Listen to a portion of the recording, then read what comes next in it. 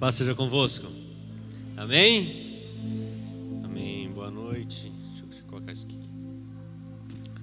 Meus irmãos, que privilégio, que honra no primeiro dia do ano estar aqui pregando, trazendo a mensagem de Deus. E para isso eu quero pedir que você feche seus olhos nesse momento. Feche seus olhos, vamos orar.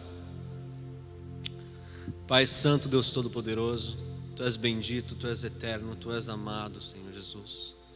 Nesse momento queremos falar sobre você, ó Pai, sobre a Tua palavra, Senhor. Que não daqui, Senhor Jesus, seja por mim, ó Pai, que não seja pelo conhecimento que eu possa ter tido em algum momento. Eu me desfaço de tudo aquilo que eu penso, Senhor Jesus, tudo aquilo que eu sou, ó Pai, para que o Senhor venha encher, Senhor, esse vaso, ó Pai. Venha me encher, para que tudo que seja falado aqui, ó Pai, venha do Senhor, ó Deus. Venha das Tuas palavras, Senhor, venha da Sua boca, ó Pai. Em nome de Jesus, fala conosco nesse momento, ó Deus. Me usa para falar com a Tua igreja e também, Senhor, para falar a mim mesmo, ó Pai, no meu ser, ó Deus. Em nome de Jesus, transforma e nos renova através da Tua mensagem. Amém. Amém? Amém. Poxa, realmente é um privilégio e tanto no primeiro dia do ano ter sido convidado para estar aqui. E também uma mega responsabilidade de você trazer a mensagem da palavra de Deus. Toda vez que eu venho ministrar, eu sinto um medo, um temor muito grande. E que às vezes esse temor ele não se revela durante o dia, quando a gente está preparando a mensagem. Mas ele se revela quando a gente chega perto do altar, na hora de vir.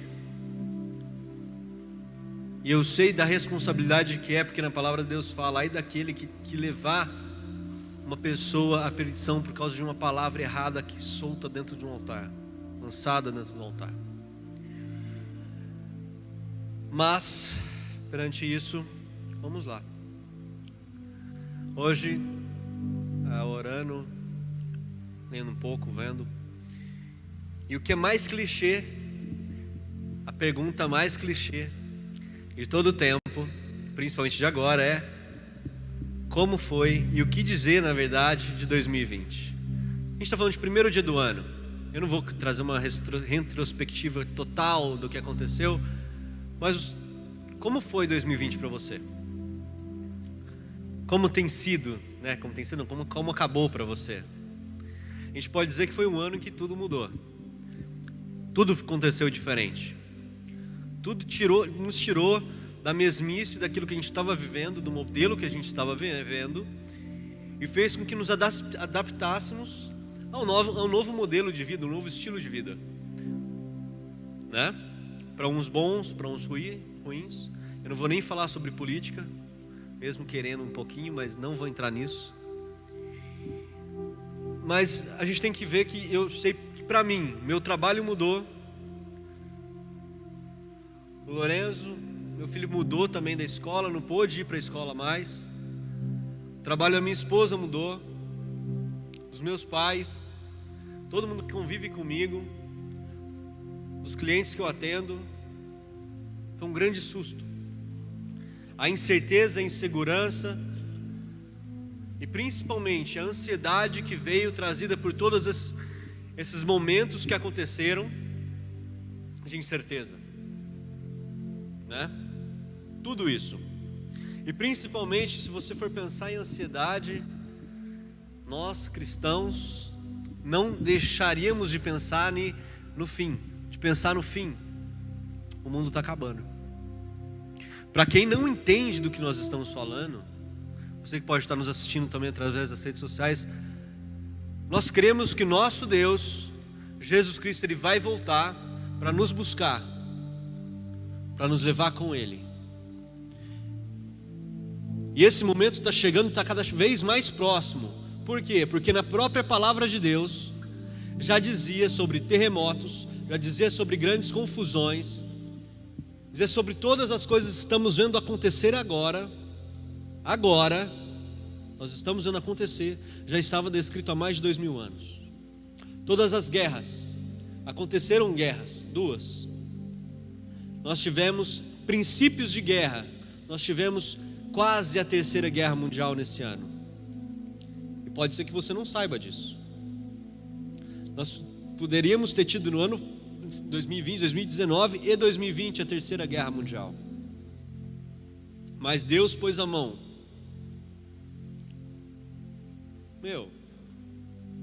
Estamos chegando no tempo final. Muitos dizem que eu não passo, eu creio que Jesus volta em 10 anos.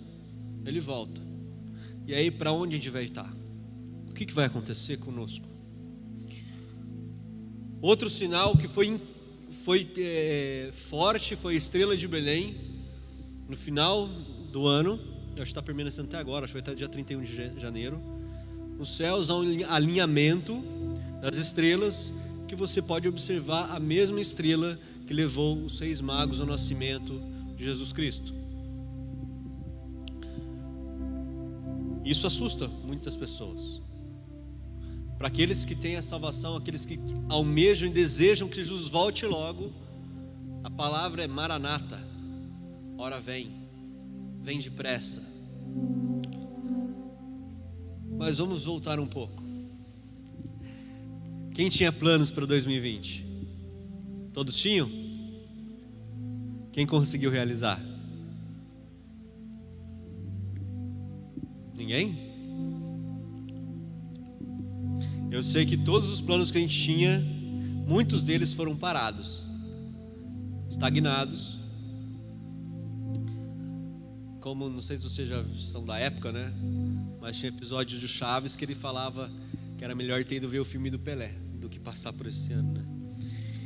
Mas, gente, o seguinte, surgiram também coisas boas. Surgiram coisas muito boas de tudo o que aconteceu. Para muitas famílias, puderam passar mais tempos juntas, puderam brincar com os filhos, puderam ver também como é realmente conviver com o casal, com o esposo, o marido, puderam passar um tempo em família, coisa que não praticava há muito tempo. E eu lembro que nós fizemos a confraternização da parte de multimídia aqui da igreja, uma equipe bem enxuta, bem enxuta. E quando a gente começou a conversar falando sobre 2020, né, sobre o ano, a gente percebeu que como a gente começou o ano na igreja e como nós terminamos 2020. Quem acompanhou sabe que no começo, quando veio a pandemia, nós gravávamos os cultos na casa do pastor, na sala, com um celular. Aí passou a ser 2 celulares. Aí depois, com o tempo, nós viemos gravar tudo aqui na igreja, com outra máquina, com um computador para poder mixar tudo o que estava acontecendo. Começamos a ser mais presentes nas redes sociais, a igreja em si começou a tomar o real espaço que ela deve tomar. Adquirimos novos equipamentos, mudamos a iluminação, mudamos a forma de transmitir o culto. E como foi que aconteceu? Como se uma alavanca nos puxasse, impulsionasse a gente para algo novo, para o desenvolvimento daquilo que nós precisávamos desenvolver. Eu creio que também na sua vida você pode ter percebido isso em alguma área. Que o que aconteceu não foi ruim, mas foi como fosse uma mola que te puxou para te levar para outro lugar, te levar para outro caminho, outra direção. Peço pessoal aí abrir em João 1:1, quem tiver com a Bíblia.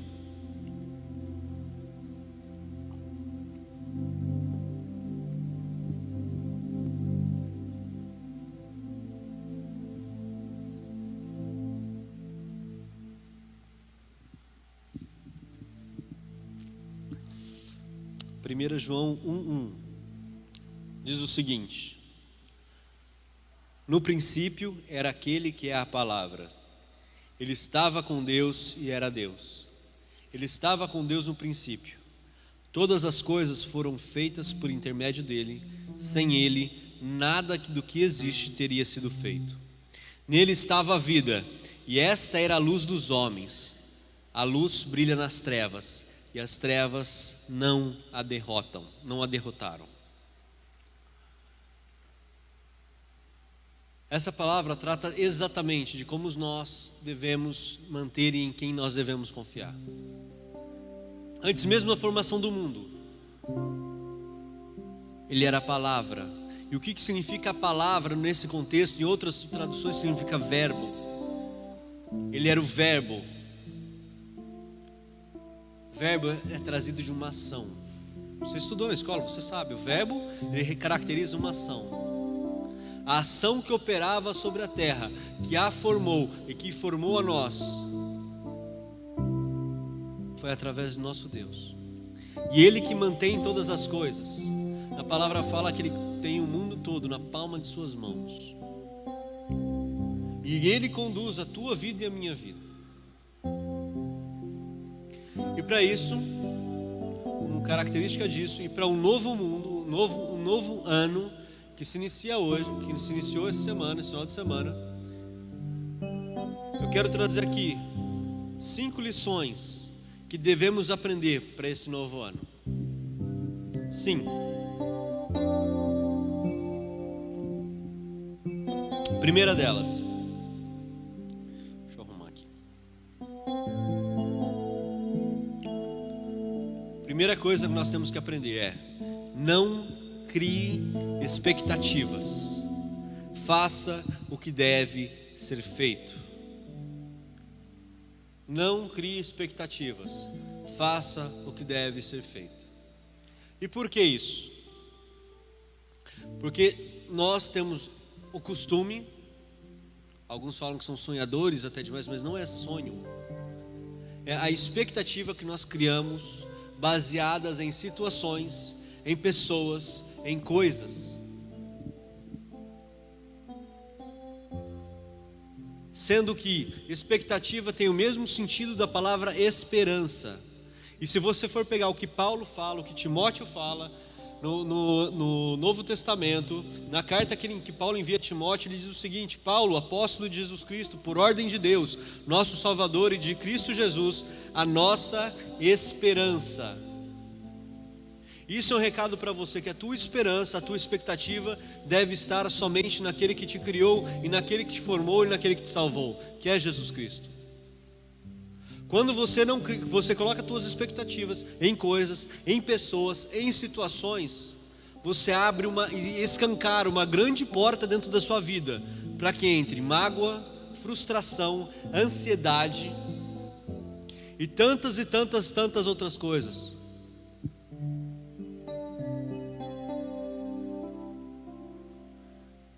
Não estou falando que você não deve sonhar, mas eu estou falando que a solidez, aquilo que você deve colocar como sólido na sua vida, deve ser a esperança que você tem naquele que te formou e que te criou. Você sabe por quê? Porque pessoas vão falhar com você, sempre. Porque situações, você não tem controle de situação nenhuma, e se você acha que tem, você é o mais ignorante dessa terra. Tem uma frase super clichê que diz o seguinte: quando eu sabia que tinha todas as respostas, vem a vida e muda todas as perguntas. Mas isso quer dizer que em todo momento da sua vida pode acontecer coisas que vão mudar totalmente a tua expectativa e acabar e arruinar com aquilo que você estava pensando. Por isso que a questão é: não crie expectativa, mas faça aquilo que você tem que fazer. No meu trabalho eu sonho ser promovido, eu sonho ser não sei o que, eu espero que tal, que eu chegue no ser gerente, um exemplo. Quero ser gerente e a outra pessoa é promovida no seu lugar. A expectativa foi no chão. Mas aí eu falo: o que você tem feito para que cumpra isso que você deseja? O que você tem feito para chegar onde você está querendo? O problema da expectativa é que a gente lança ela e espera que o universo resolva para nós, que as coisas aconteçam, que todas as variáveis que existem na nossa vida se encaixem de tal forma que nós venhamos a ser vencedores no final. Mas eu nunca vi ninguém conseguir fazer isso. De todos e todos aqueles que eu conheci, que eu vi, que eu li, 90% era trabalho. 90%. E o restante? O restante ele criava a sua própria oportunidade para que aquilo acontecesse. Seja em qualquer situação, seja em qualquer momento, seja em qualquer ponto, nós temos que fazer aquilo que é para nós fazermos. Ah, mas só um milagre, tá bom. Só um milagre? Só um milagre para curar a pessoa que você quer que cure ou curar você? O que você fez? Porque até um ponto é você que tem que correr atrás. Quando precisa de milagre, quem opera é Deus, não somos nós. Não somos nós.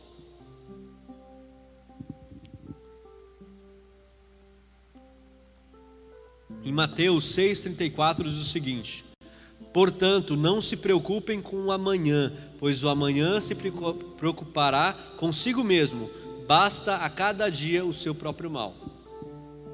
Em Eclesiastes 6,9 diz: mas vale contentar-se com o que os olhos veem, do que sonhar com desejos irrealizáveis.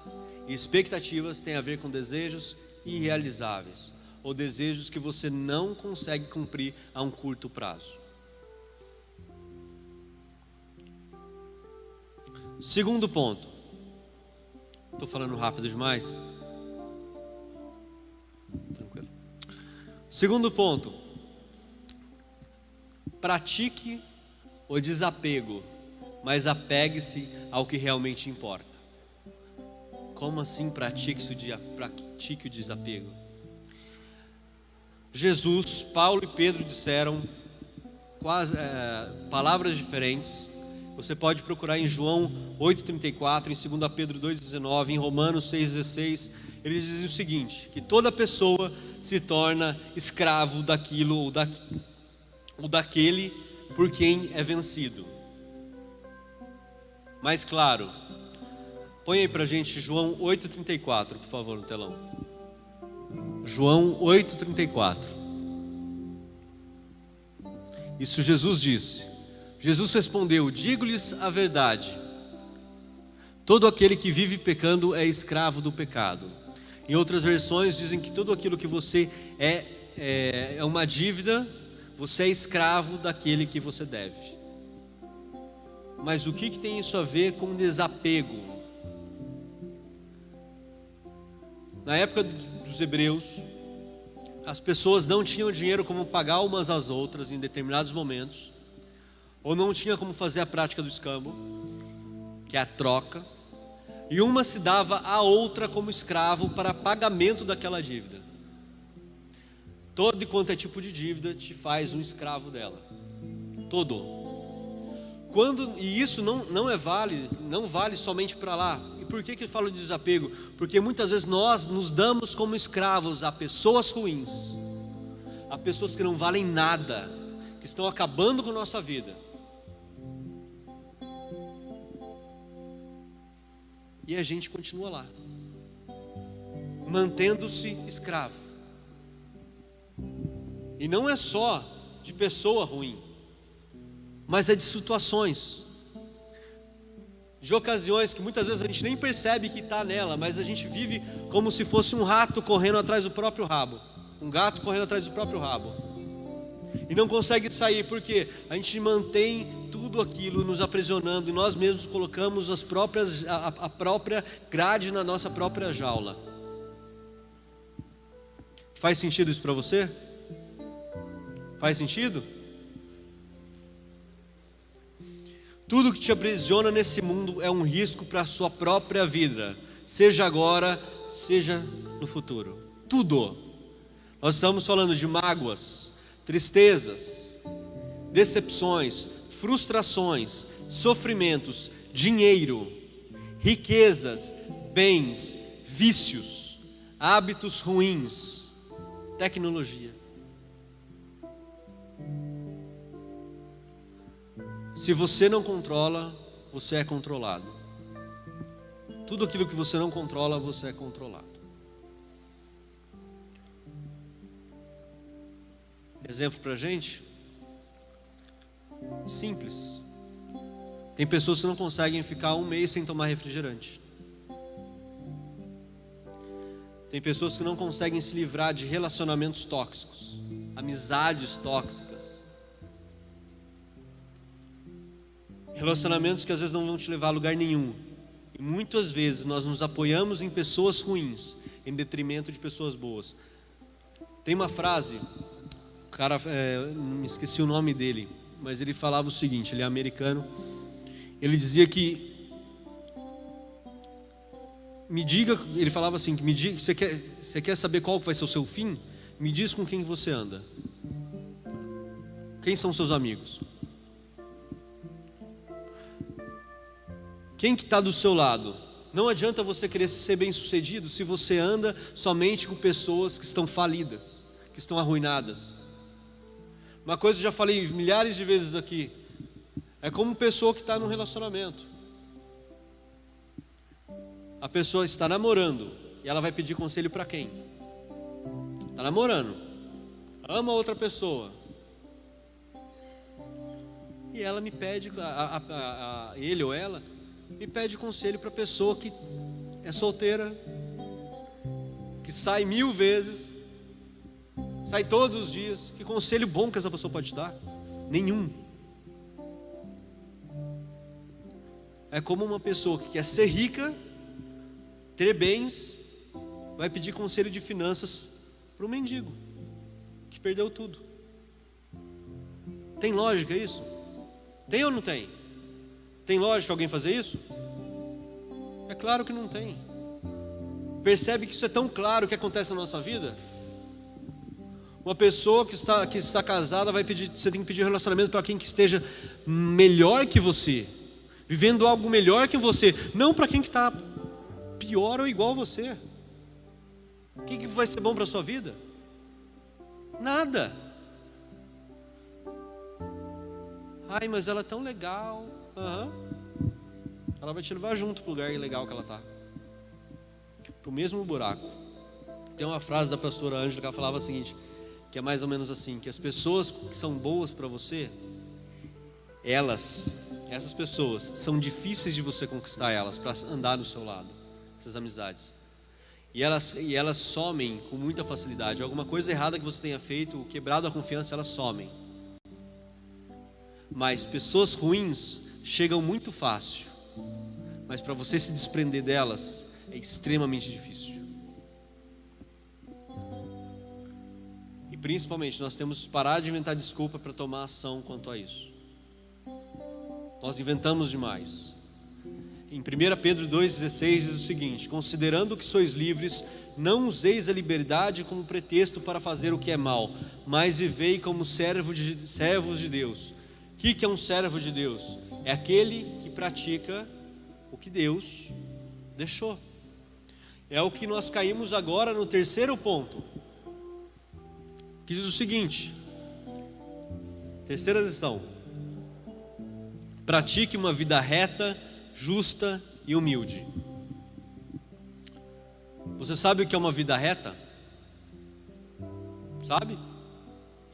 Vida reta não quer dizer uma vida contínua que nunca vai acontecer nada com você, que você vai se manter sempre na segurança do seu dia a dia. Não é isso. A palavra, quando fala assim, dentro da palavra de Deus, de retidão, ou palavra de viver uma vida reta, vem da palavra retidão, que vai além de justiça, ou de um comportamento correto. Retidão fala que os seus pensamentos, as suas atitudes, o seu comportamento está alinhado de forma perfeita, ou seja, reta, com a vontade e os desejos de Deus para a sua vida. Isso é andar em retidão. Aquilo que Ele quer para você é o que você quer. Aquilo que você está fazendo hoje, você está andando em retidão com aquilo que Ele deseja para você?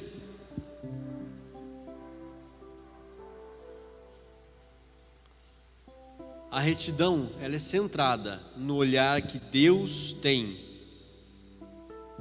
sobre você. para você entender que o mais importante na nossa vida é Ele.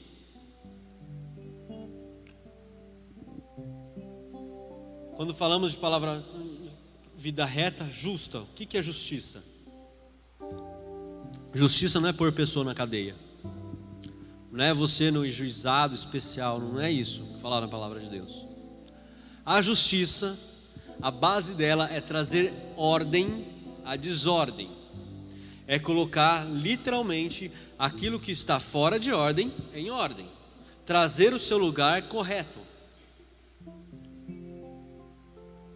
Tem uma frase que o pessoal fala que, nossa, mas Deus é amor, pode tudo. Não. Aprenda o seguinte, que Deus é amor, mas o amor não é Deus. O amor é integrante de Deus, mas é um pedaço dele. Porque Deus também é justiça. Fala que Deus é fogo consumidor. Vou fugir um pouquinho só para entender, dar um contexto nisso daqui. Você imagina só, Deus deu uma ordem para os hebreus na época, pouco antes de Moisés, não, foi na época de Moisés, em que não houvesse nada, ninguém trabalhasse aos sábados. Deus deu. Quem que deu? Nossa, que silêncio. Quem que deu? Deus. Quem que é Deus? Não é quem criou tudo? Dono de tudo? Que formou os do pó? Quem que somos nós comparados a Deus? Vamos fazer essa... Na palavra fala que nós somos grãos de areia, que a nossa vida é névoa, passageira, fumaça. Deus, quem é Deus? Eterno, vive, não tem princípio nem fim de dias, é aquele que comanda, aquele que segura o próprio universo, o mundo nas mãos dele, ok? Ele disse, não trabalhem aos sábados. O sábado é de quem? É meu. E aí vai um bonitão, ele pega o seu arado, a sua coisa, e está lá arando a terra para plantar. Em que dia que ele fez isso? Um sábado. Um sábado. Tá. Sabe o que Deus mandou fazer quem desobedecesse essa ordem? Para tirar de fora do acampamento, né, que era o ponto onde eles ficavam, e matar essa pessoa. Como assim matar só porque ele estava plantando no sábado? Sim, porque ele estava plantando no sábado. A questão, prestem muita atenção, a questão não é o que a pessoa está fazendo, a questão é o erro que ela cometeu ao fazer aquilo. O problema não era estar plantando, o problema é a desobediência que essa pessoa fez, aquilo que iniciou no coração dela, a rebeldia que iniciou no coração dela, para ela estar plantando num dia que Deus não falou para não plantar. Quem que era maior, Deus ou o cara? E o que aconteceu com ele? Morreu. Deus também é fogo consumidor. Por isso que a palavra justiça, para nós, ela trazerá ordem à desordem. Quando houve a queda do homem, que Deus tirou, expulsou Adão e Eva do paraíso, Ele expulsou os dois por amor, e a partir desse momento não houve mais ligação entre o homem e Deus, uma ligação espiritual. A partir do momento que Jesus veio à terra e morreu por nós, Ele trouxe de volta, Ele fez com que nós fôssemos justificados. O que é justificados? Nós fôssemos colocados em ordem novamente, porque nós fomos feitos para ter comunhão e contato direto com Deus, cara a cara, frente a frente. Quando Jesus morreu por nós, Ele trouxe isso, Ele trouxe ordem à desordem, Ele fez a justiça, Ele trouxe a ordem a nós. E o que é ser humilde? Humilde ou humildade não tem nada a ver com você ser pobre ou não. Pobre. Não tem nada a ver com você ser pobre. Não tem nada a ver com a casa que você tem. Não tem nada a ver com o carro que você tem ou não. Com sua bicicleta, com seu patins, com seu skate. Não tem nada a ver com as roupas que você usa. Não tem nada a ver com isso. Humildade, sabe o que é? Humildade é quando você sabe da sua própria medida. Ou seja, você sabe quem você é. Você sabe que você é um filho amado e que você não tem nada para fazer para ser mais amado ou menos amado por Deus. Humildade tem muito a ver com quem você é. Você saber entender quem você é. E a falsa humildade, ela é sinal de orgulho e princípio de arrogância. Como assim, falsa humildade? Caso simples é quando nós vamos tocar em algum lugar ou conhecemos alguém e falar para a pessoa: toca pra gente, eu ouvi falar que você sabe tocar. Ah, eu sei um pouquinho.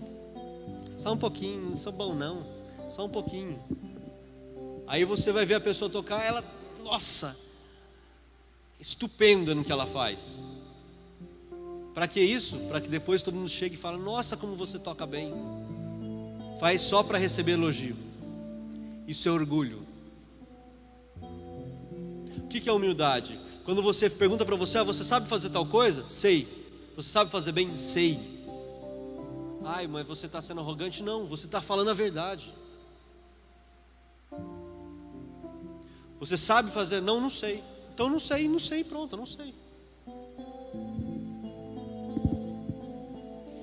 Quando pergunta para mim: você sabe dançar? Eu não sei de jeito nenhum. Não sei mesmo. Misericórdia, eu dançando, só Deus na causa. Isso é humildade. Você ser quem você é realmente, saber onde você está. Você saber que a falta de humildade é o que começa os princípios de baixa e alta autoestima. Ah, mas como assim? Sim, Deus ama você o suficiente para preencher todo o seu coração, para te dar equilíbrio emocional, para trazer alegria na sua vida, para chegar um momento que você não precise provar nada para ninguém, porque você sabe quem você é nele. E na palavra dele fala que quando nós estamos com Deus, o aceitamos, somos feitos filhos de Deus, co-herdeiros com Cristo. Co-herdeiros quer dizer, entramos quase que no mesmo patamar que Jesus. Oxe, fala que nós somos realeza, sacerdócio real. Se eu sou o sacerdócio real e meu Deus é o rei, eu sou príncipe. O que mais que eu posso ser? Essas questões é o que preenche você saber exatamente quem você é. A questão de baixa autoestima, ela cai. Por quê? Porque dentro do seu coração, a luz que traz dentro do seu coração é aquilo que a gente acabou de ler. João 1,5 fala que a luz brilha nas trevas e as trevas não derrotam. Por quê? Porque você sabe quem você é. Não vai ter problema, não vai ter ansiedade que vai querer mostrar para você ou te jogar para baixo. Por quê? Porque não tem como jogar para baixo aquele que sabe que está no alto.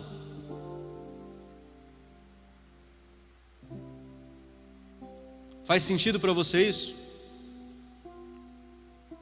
Sim ou não? Quarto, a gente está quase acabando.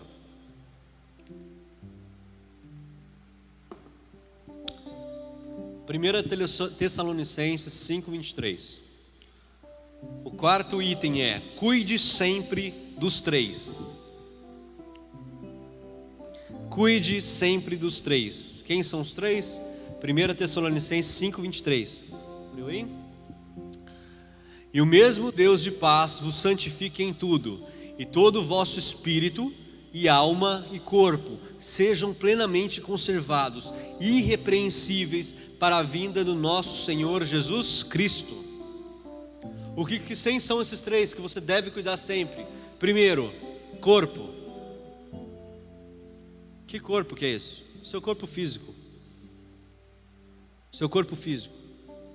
Segundo, sua alma. Terceiro, seu espírito. O que são isso? Corpo físico.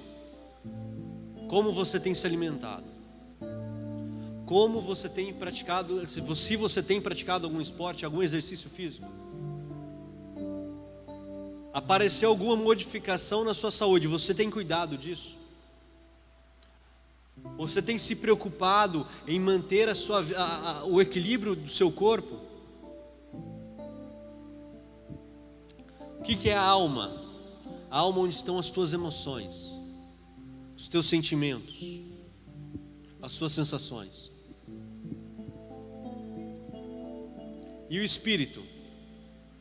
O espírito só tem como se alimentado através daquele que o criou, que é Deus.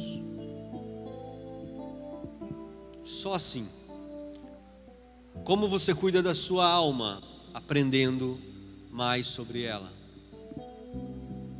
buscando profissionais que possam tratar também dela. Como você cuida do seu corpo? Atividade física, alimentação, cuidando da tua saúde. Como você cuida do teu espírito? É aqui, na igreja. E no quinto elemento que nós vamos falar também. É lendo a palavra, é estudando, é estando na igreja. Na palavra fala que nós somos corpo de Jesus, corpo de Deus nessa terra. É impossível um corpo estar desconectado, uma parte do corpo estar desconectada do corpo. Se o corpo está aqui, como que uma pessoa pode estar fora, pode ser alimentada espiritualmente? Como ela pode aprender espiritualmente? É impossível. Da onde você está tirando base para falar isso? Vamos lá. Vocês conhecem Jesus? Conhece ou não? Como que ele era? Como que vocês acham que ele era? Você acha que ele era aquela pessoa, né, de olhos azuis, branca, loiro? Jesus não era assim. Todos comprovam que onde ele era, da região que ele era moreno, nariz um pouco avantajado. Ele, primeira coisa, ele cuidava da sua alma, ele era um rabino. Ele tratava das suas próprias emoções e sabia lidar muito bem com elas. Você percebe isso ao longo de todo o evangelho. Quando vão confrontá-lo, ele tem sempre paz, calma, mansidão. Ele é uma pessoa que controla os próprios sentimentos e as próprias emoções. Ele se controla lá. Ele tem os momentos que ele se afasta, que ele sofre com Deus, sozinho, ele e Deus. Mas ele se controla, ele é uma pessoa que sabe dominar a si mesmo. Segunda coisa, e ele era humilde também. Ele cuidava do próprio espírito, porque ele orava, meditava, lia as escrituras. E do corpo? Onde que fala que Jesus cuida do corpo? Meu irmão, naquela época não existia carro, não existia bicicleta, não existia skate, não existia patins, não existia nada daquilo. Eles andavam muito, mas muito. Você imagina você indo daqui até São Paulo a pé. 180 quilômetros a pé. Você vai hoje? Vai ou não? A pé? Não, Jesus ia. Eram trechos longos que eles percorriam a pé. Jesus, ele era forte, bem forte. Você sabe por quê? Na palavra fala que ele carregou a sua própria cruz na Via Dolorosa. Via Dolorosa é uma subida, certo? Você sabe quanto que pesava aproximadamente a cruz que ele carregou? O pau que ele levou nas costas para ser pendurado? 130 quilos. Você consegue subir um morro com 130 quilos nas costas? Se você fosse fraco? Consegue ou não? Você conseguiria subir hoje? Um morro com 130? Com 30? 10? Nós temos que cuidar das três áreas que Deus nos deu, que nos fez a imagem e semelhança dele. E o último, e mais importante de todos: entregue-se de corpo e alma para Deus te usar de forma intencional. De novo, entregue-se de corpo e alma para Deus te usar de forma intencional. Como assim? Você precisa ter as suas bases, os seus alicerces reforçados. Você deve praticar as disciplinas espirituais, que eu vou trazer de novo aqui, sempre Sempre e sempre e sempre. E por que ser intencional? Intencional tem a ver com estar com um propósito de fazer alguma coisa, não simplesmente fazer por fazer. Quando nós fazemos algo simplesmente por fazer, aquilo nunca é algo bem feito. É simplesmente algo que vai te causar estresse. É algo que não vai trazer nada para a sua vida. Mas como nós somos intencionais em fazer uma coisa, aquilo ela é bem feita, ela consegue trazer e tirar o melhor que pode dar.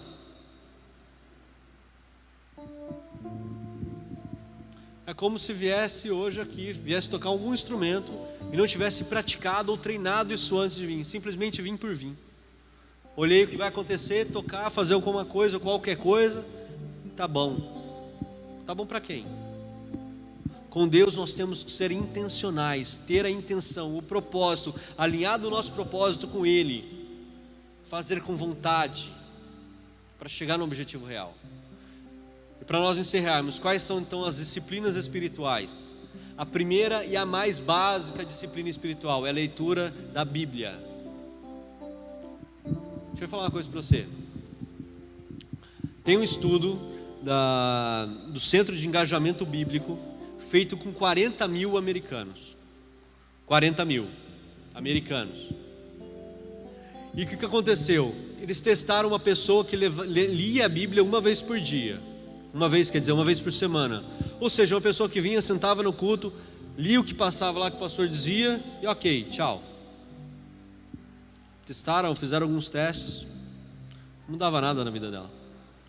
Uma pessoa que lia 2 vezes por semana, 2 vezes, nada também, nada. Aí foram para uma pessoa que lia 3 vezes por semana na Bíblia, 3 vezes. Eles sentiam que havia alguma leve mudança no comportamento dela, mas leve, bem leve. É como se fosse um batimento cardíaco, sabe? Vai, só isso. Aí foram e testaram, fizeram um teste para a pessoa que lê 4 vezes por semana. 4 vezes por semana. E o resultado é o seguinte: imagina que 2 a 3 vezes por semana, 1, 2, 3 vezes por semana é isso daqui. Quando chega a 4, a mudança é essa daqui. Literalmente. E por quê? Esses são os efeitos que encontraram. Primeira coisa, o sentimento de solidão ele cai em 30%. 30%. Problemas com raiva ou de ordem passional, agressividade, por exemplo, eles caem em 32%. A amargura em qualquer tipo de relacionamento, seja com amigos, com filhos ou com casamento, cai 40%. Alcoolismo cai em 57%. Sentimento de estagnação espiritual ou estar parado espiritualmente cai 60%. Contato com pornografia cai 61%. Compartilhamento da fé aumenta em 200%. O aumento, e ainda tem um aumento de 230% em discipulado, ou seja, ensinar o outro, levar a palavra ao outro. Esses são resultados de quem simplesmente lê a Bíblia 4 vezes por semana. Você sabia que você olha seu celular pelo menos 100 vezes por dia? O que é ler a Bíblia 4 vezes por semana? Olha os efeitos. Segunda disciplina é oração com entendimento. Orar sabendo o que você está falando. Falar com Deus. E também oração em línguas, que é um dom dado por Deus, que quando nós falamos, fala que o nosso espírito intercede por nós com gemidos inexprimíveis, e isso faz com que o Espírito de Deus jorre através de nós. Outra disciplina, jejum. O que é o jejum? É mortificar a carne. É você trazer o sacrifício, trazer a dor à carne, para que o Espírito seu se eleve para com Deus, mostrando que Ele vale mais do que nossa própria carne, nossa própria vontade, nossos próprios desejos. E o último, meditação. E o soaking, nós vamos para a meditação. Na palavra diz em Josué 1:8, diz o seguinte: não se aparte da tua boca o livro desta lei, antes medite nele de dia e de noite, para que tenhais cuidado de fazer conforme a tudo quanto nele está escrito, porque então farás prosperar o teu caminho e serás bem-sucedido. Davi fala: guardei tua palavra no meu coração e medito nela dia e noite. Em vários salmos ele diz: como eu amo a tua lei, como eu amo meditar em tua lei. Mas o que é meditar? Experimenta, meu irmão. Chega hoje na tua casa, pega um versículo que seja, nem que seja o Salmo 23, o Senhor é meu pastor e em nada ele me faltará, nem que seja esse. Tranca a porta do seu quarto, apague a luz, se sente na cama em algum lugar que você não se sinta confortável, mas não confortável a ponto de dormir. Começa a analisar esse versículo e se esse versículo tem melhorado a tua vida, ele tem se aplicado na tua vida. E se ele não tem se aplicado, por quê? O que você pode se melhorar e trabalhar dentro de você para que aquela palavra faça sentido e traga para você aquilo que Deus quer da tua vida? Experimenta. Quando eles falam de na tua lei medito dia e noite, é isso. Pense todos os dias: Deus, o que o Senhor quer falar para mim hoje através disso? É como se você estivesse mastigando aquilo lá, e aquilo fosse entrando de pouco em pouco para você sendo digerido, e te limpando, e te trazendo cada vez mais perto dele. Amém? 5 então foram: não crie expectativas, faça o que deve ser feito. Pratique o desapego, mas apegue-se no que realmente importa. Pratique uma vida reta, justa e humilde. Cuide sempre dos 3, alma, corpo e espírito. Entregue-se de corpo e alma para Deus, para te usar de forma intencional. E por quê? Você quer ter um ano sensacional? E como é que você sabe que você pode ter? E você vai ter, em nome de Jesus, que 2021 seja incrível na tua vida. Apesar de tudo que pode acontecer. Pode terra cair, pode o mundo desabar. Sabe por quê? A gente estava em Jundiaí, eu acho que foi no Natal. E eu lembro que minha avó virou na sala, estava conversando, e ela virou e perguntou ao meu pai assim: "Pai, por que a gente tem que orar? A gente ora para aceitar Jesus. Se que a gente é tão falho, a gente é tão, tão pecador, faz tanta coisa errada. Por que a gente tem que orar para que nós venhamos aceitar a Jesus? Vamos a receber Jesus em nosso coração para que venha habitar e tal." A resposta foi essa: porque Ele primeiro nos aceitou. Ele primeiro morreu para que nós venhamos a ter a vida eterna. Ele que morreu primeiro para que nós venhamos a poder ter Ele conosco. Ele que se entregou primeiro por mim e por você, para que nós possamos recebê-lo. Você sabe por que isso ainda? Porque Ele vai continuar cuidando de você, sempre, em todos os momentos, todos os dias, até que Ele venha. Amém? Feche seus olhos, vamos orar.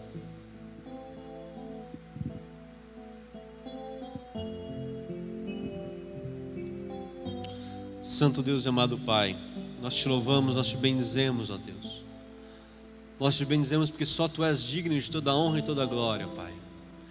Nós te agradecemos, ó Deus, por esse momento em Tua casa, ó Pai. Nós te agradecemos, Senhor, porque só Tu és santo, ó Deus. Nós te agradecemos que o Senhor realmente nos amou primeiro. O Senhor tem cuidado de nós. E nós sabemos que o Senhor vai cuidar de nós durante todo o ano, durante todas as nossas vidas. Mas aqui nós te adoramos, ó Pai, e te bendizemos porque só Tu és Deus em nós, ó Pai. Por isso te pedimos, Senhor, que o Senhor venha criar em nós, Senhor, espírito justo, humilde, Senhor Jesus. Venhamos a ter uma vida reta diante da Tua vontade, diante do Teu desejo, ó Pai, e os Teus desígnios. Venha, Senhor, frutificar em nós a Tua palavra, ó Pai, para que sejamos cada vez mais pessoas melhores, ó Deus, para a nossa família, para a nossa comunidade, para a nossa igreja, para onde quer que estejamos colocados, possamos ser de fato, ó Deus, de fato, embaixadores do Teu reino, aqueles que vão levar as boas novas, aqueles que serão, Senhor Jesus, o sal da terra e a luz nesse mundo tão caótico que estamos vivendo, ó Pai. Nós Te louvamos porque o Senhor continua nos amando, apesar de tudo o Senhor continua cuidando de nós. Nós assim Te louvamos e Te agradecemos em nome de Jesus.